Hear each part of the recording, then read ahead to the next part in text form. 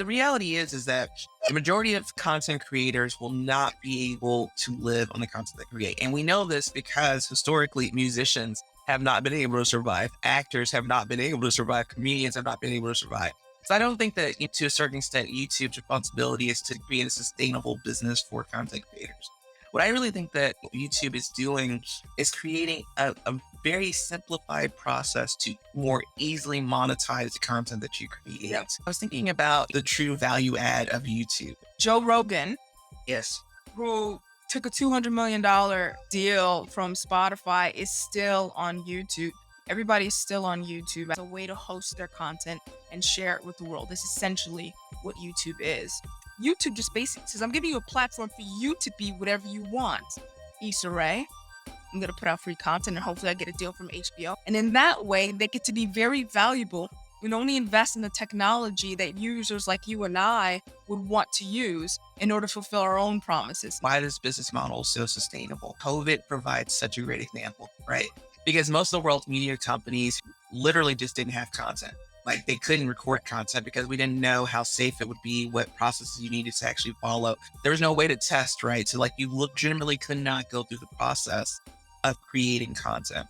But every YouTube creator could still create something in their backyard. You can still, record a song. If Google is to be the text search engine of the world, then their aim is for YouTube to be the video search engine of the world. And I think that they are doing a pretty damn good job of paving the way for that, just how much content is uploaded every day. I think one of the best ways that you can define YouTube is that it's a launchpad. If you think about all of the things you're talking about, discovering, creating a podcast, and you say, even though it's on Spotify or Apple, that's not the best discovery tool. For some reason, you feel like you still need to go to YouTube. It's the quickest way. If you wanted to create content or any kind of content, you're immediately always going to go to YouTube because it's the quickest way to launch an idea. You have someone like Issa Rae, who is in LA, wants to work in Hollywood. Sure, she wants to have a show on HBO, goes through YouTube first to launch that. YouTube is the MVP of that career.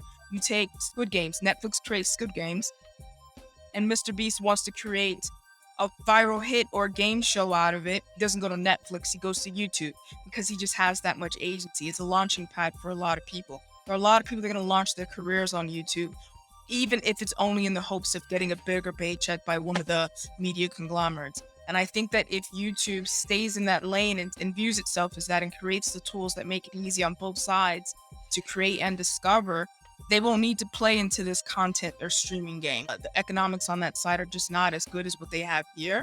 YouTube's advertising sales increased by 4.8%, $7.3 billion in the second quarter this year. Forget about the rate of increase.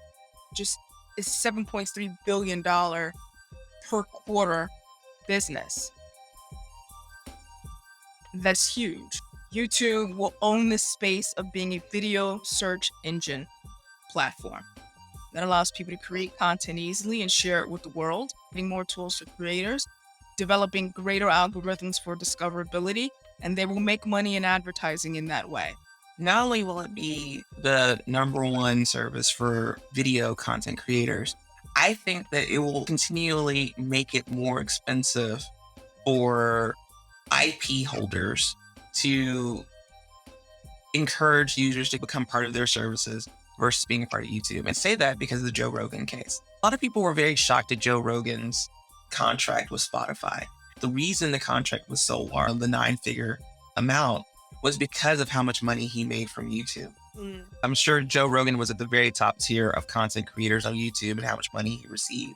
But he was making so much passive money from the videos that he had on YouTube that Spotify had to offer him a contract that would compensate him for the amount of money he was losing from YouTube. Think about things like this. So if you are company A, B, C, D, E over here, and you want to get creator F to come to your service, let's think about Twitch, like gamers.